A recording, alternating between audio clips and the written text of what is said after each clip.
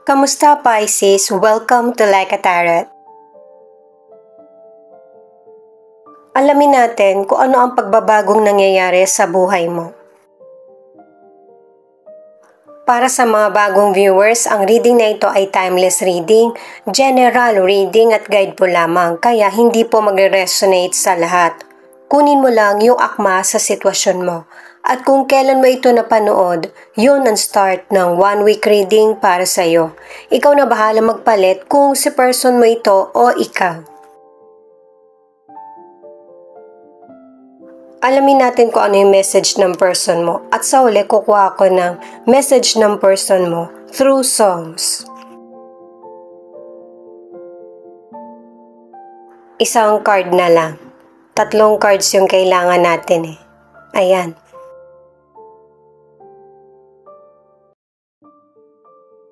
Pinapayuhan ka ng 3 cards na ito na i-manifest mo na yung mga bagay na gusto mo ay darating sa iyo nang higit pa sa inaakala mo. At saka distracted ka rin sa iba't ibang naiisip mo, yung takot at saka pagdududa. Hindi na kailangan i-rewind sa isip mo yung mga nangyari na. Kailangan mo ring mag-observe para tama yung mga desisyon na pipiliin mo. At bawat dasal mo, naririnig, darating ito sa iyo, yung mga kahilingan mo. Pero kailangan mong maging pasensyoso. At saka huwag mo ring hayaan na yung mga negative situation na nangyayari sa buhay mo ang makaapekto sa bawat desisyon na gagawin mo. May mga sitwasyon kasi tayo sa buhay natin na kailangan nating harapin yung problem para magkakaroon ng healing. Gamit naman ng tarot cards, alamin pa natin kung ano yung iba pang detalye.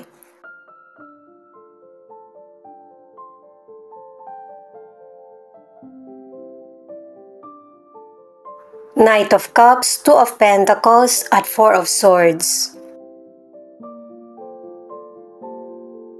Sa mga cards na ito ay pinapakita na may mga magandang pagkakataong dumarating sa iyo. Binibigyan mo to ng aksyon. Binabalanse mo na ngayon yung trabaho mo, yung personal mong buhay, at iba pa. Pero hindi ito kakayanin ng isip mo at saka katawan. At ang advice ng cards ay kailangan alam mo kung ano yung mga dapat mong i-priority. Unang-una na, yung sarili. Kasi hindi mo rin may enjoy yung buhay mo kung nai-stress ka sa mga obligasyon, responsibilidad, o ginagawa mo. Sa career, ang ilan sa inyo, yung nakuha mong trabaho, yun yung dream job mo. Ang ilan naman, nag-aaral ka pagkatapos, trabaho naman. Sa mga nagnenegosyo naman, sinisikap mo na mapaunlad yung negosyo mo. Lalo na't minsan, nagkakaroon ng problema. Na ang isa sa problema ay gusto mo makakota ka. Pero minsan, hindi ito nangyayari. Kaya, doble yung sipag mo. Ang ilan sa inyo gusto mo mag-start ng negosyo o kaya mag-invest, pero kulang yung financial mo. Ito yung ilan sa sitwasyon na nagpapastress sa mga Pisces. Kailangan mong magsingit ng kahit 2 araw na para makapagpahinga ka naman. Sa sobrang kapaguran ng isip, ng katawan, may posibilidad na magkasakit ka na. Para sa ilang single, merong ma-appeal na potential person na daraan sa harap mo. Mararamdaman mo na gusto mo siya. alamin muna natin yung message ng person mo. Walang ibang nasa isip ang person mo kundi yung mabigay yung pangangailangan nyo ng family. At yung third party na binabanggit ay yung oras ng person mo. At kahit dito, stress na rin siya dahil sa walang time sa family at saka sa sarili. Pero sa puso niya, gustong-gusto niya na magkaroon kayo ng time together. Pero nagiging plano lang at hindi nangyayari. Hindi pa niya nasasabi sa iyo yung mga problemang pinagdaraanan niya or nararamdaman. Kasi wala nga kayong oras na matagal na makapag-usap. Ituloy ko na para sa mga single. Hindi mo masabi sa potential person na gusto mo siya. Timing pa lang ang hinahanap mo at kinokondisyon ng sarili. Sa mga nasa relationship, pareho kayo ng person mo na maraming plano para sa future ng relasyon. At saka ayaw ng person mo na nahihirapan ka kaya inaako niya yung mga responsibilidad. Pero, base sa mga cards, hindi rin niya kinakaya. Page of Swords, the Lovers at Eight of Cups. Dalawang cards na yung nagsasabi na gusto ng person mo or maybe nasa ibang lugar na siya. Kasi gusto niyang matugunan yung pangangailangan sa relasyon or sa family. Yung decision niya, matagal bago niyo pa to pag-isipan or pagdesisyonan. Pero matutuloy pa rin talaga siya para mangibang bansa. Ang iba naman, sa Pilipinas, makakahanap ng secure na trabaho. Pero magkakalayo kayo ng person mo. Ang ilan sa inyo, pansamantalang magkakaroon ng problema sa financial. Pero magkakaroon ka ng malaking chance na kumita ng malaki. At ang advice ng cards ay kailangan ng patience kahit na magkaroon ng delay sa financial. Para sa ilang single, matutong maki-socialize para makilala mo na yung person na nakatadhana sa iyo. Kung titingnan mo yung mga cards na sa present na, ibig sabihin, malapit mo na makilala yung the one. Kaya lang nakadalawang cards ka na naaalala pa rin ng ilang single yung nakaraan. Kaya ito yung nagkukos ng delay na para dumating na yung person na nakatadhana sa iyo. Pero magtatagpo pa rin kayo. Hindi man sa ngayon, pero sa next chapter ng buhay mo. Nangyayari din ito sa iba at mangyayari sa iyo. Na yung ang layo ng tingin mo, pero nasa malapit lang pala. Ang ilan na nasa relationship, nagkakaroon kayo ng pagtatalo ng person mo. Pero, parte ito ng relasyon nyo para mas lalong tumibay. At saka, hindi naman nawawala yung love sa isa't isa kahit nagkakaroon ng tampuhan. Meron kayong hindi na pagkakasunduan ng person mo at tingin niya hindi mo nauunawaan yung feelings niya. Maybe ikaw ito yung person mo na meron kang sinasabihan sa problems mo. Yung person mo nagkakaroon ng pagsisisi sa mga aksyon, mga nasasabi or desisyon na nagagawa niya.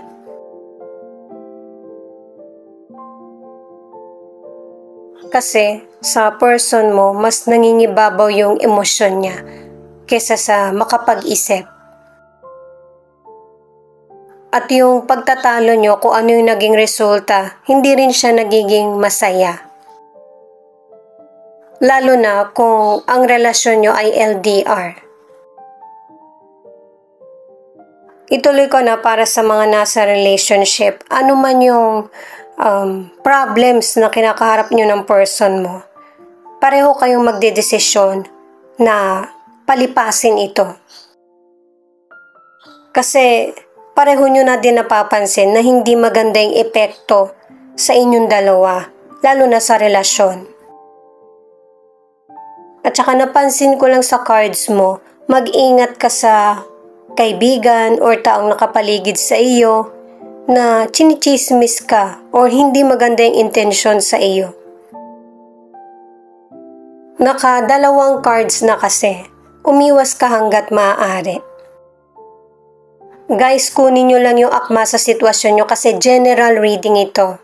Ikaw na magpalit kung si person mo ito o ikaw.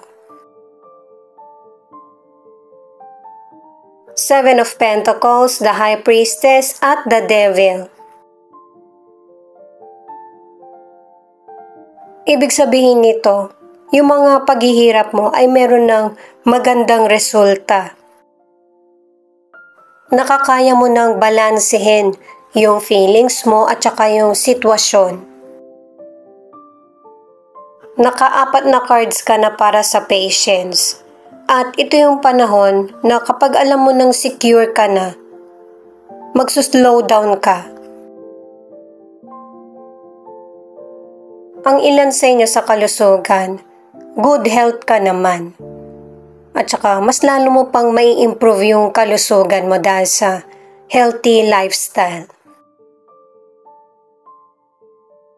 Pero may ilang Pisces na nasusobrahan, halimbawa sa alcohol, sa matamis, o kaya sa maalat.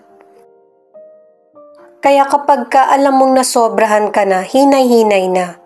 Kasi pinapakita ng cards na bibigyan ka ng sign ng katawan mo. Na bawasan na kung ano yung mga nasusobrahan sa pagkain or pag-inom. Lalo na't sa mga unang cards mo, pinakita na magkakaroon ka ng illness. Ang ilan sa inyo mo, hospital ka pa. Kaya para maiwasan nito, unti-unti na i-priority yung kalusugan. Para sa ilang single, makakapag-desisyon ka na kung ano yung next na relationship na gusto mo. At sa paghahanap sa soulmate, maraming ka pa rin may encounter na person na hindi mo aakalain na makakarelasyon mo, pero panandalian lang. Charming itong person na ito, pero matutunugan mo din kung ano yung intention niya. Ang ilan na nasa relationship, kung nakakaya niyong ipagpatuloy ng person mo ang relasyon niyo, ang ibang Pisces ay hindi. Kasi nakadalawang cards na para sa tinapos na yung relationship. Dahil sa hindi mo nakikitaan ng progress ang relasyon nyo. At ito yung message ng person mo na kung nagkahiwalay kayo, na-realize din ng person yung mga pagkakamali niya. Pina-realize mo sa kanya. At yung paghihiwalay nyo or pagkakaroon ng space sa relasyon, nakatulong sa person mo para maunawaan yung sitwasyon or problem. Babalikan ka ng person mo or magkakaroon ulit kayo ng pag-uusap para magkaroon ng clarity. Kasi yung person mo gusto niya nang mag-commit. Yung maging seryoso na sa relationship nyo. At ayusin ko ano yung pagkakamali. Umaasa pa rin siya na maayos nyo yung problem nyo. Hindi siya mag-give up basta-basta. At ang advice ng cards, ng tarot cards, kung ano man yung mga decisions mo sa buhay, seryosohin mo na. Kasi hindi natin hawak yung isip o nararamdaman ng kapwa natin. Pangatlong card na ito para sa tagumpay, 9 of Pentacles. Pwedeng patungkol ito sa financial, sa business, sa career, or sa love life. Yung pagsasakripisyo mo hindi na balewala. Ito naman pang-apat na cards na ito na may mga blessings na darating sa iyo, itong Ten of Cups.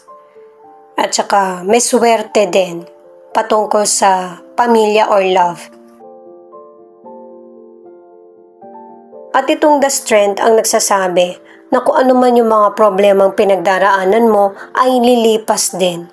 Kaya harapin mo ito nang ginagamit mo yung isip mo at saka yung pagiging kalma. Para ikaw yung mag-control sa situation. At saka para meron ding ending yung problems na kinakaharap mo sa career, sa negosyo, sa financial, or sa relasyon. Ipinapakita rin sa cards na makakasurvive ka sa problemang pinagdaraanan. At saka yung ipinapakita mong tapang sa situation, nai-inspire din yung kapwa mo sa iyo. Thank you nga pala sa mga nag-like, share, comment, and subscribe. Ingat po kayo palagi saan man kayo naroon. Ito na yung message ng person mo through songs.